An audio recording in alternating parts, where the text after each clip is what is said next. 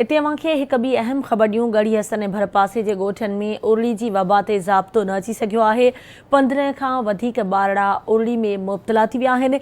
सिहत खाते तरफ़ां उरली जे मर्ज़ ते ज़ाब्तो आणण लाइ के बि जोगा उपाउ न वरिता विया आहिनि।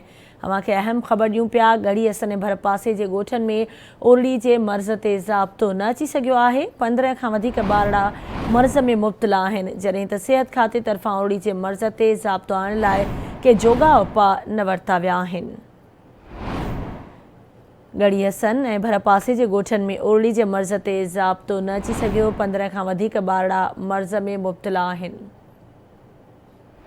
सिहत खाते तरफ़ां उरली जे मर्ज़ ते ज़ाब्तो आणण लाइ के जोगा उपाउ न वरिता विया।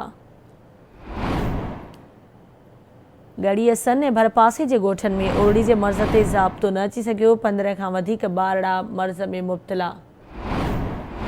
तफ़सील मालूम कंदासीं। गढ़ी हसन मां आवाज़ जो रिपोर्टर नज़ाकत अली कुंडराणी असां सां लाइन ते मौजूदु आहे। नज़ाकत, ॿुधाइजो, गढ़ी हसन ऐं भरपासे जे ॻोठनि में उरली वबा तेज़ी सां फैलिजी रही आहे। सिहत खाते वबा ते कंट्रोल करण लाइ कहिड़ा क़दम खयां आहिनि?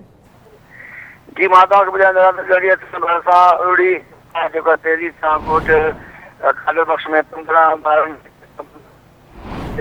उरली जे राब्तो न अची सघियो आहे। उरली सचल, कुर्बान, मनान, वाजिद अली समेत ॿारड़ा वधीक जेको उरली में मुतला थिया आहिनि। ॻोठाणनि अली मुराद ऐं मोहम्मद रहीम एहतिजाज कंदे ॿुधाईंदे चयो त सिहत खाते आला अख़्तियारनि जेको आहे उरली फैलण ते राब्तो न अची सघियो आहे ऐं वक़्त ते जेको आहे को बि रिक्स न लॻा आहिनि ऐं ॻोठाणनि डीसी जेकाबाद खां ऐं DHO जेकाबाद खां मुतालबो कयो आहे त जल्द में जल्द जेको आहे उरली ते राब्तो आंदो वञे ऐं ॿारनि खे रिक्स लॻाए वञे।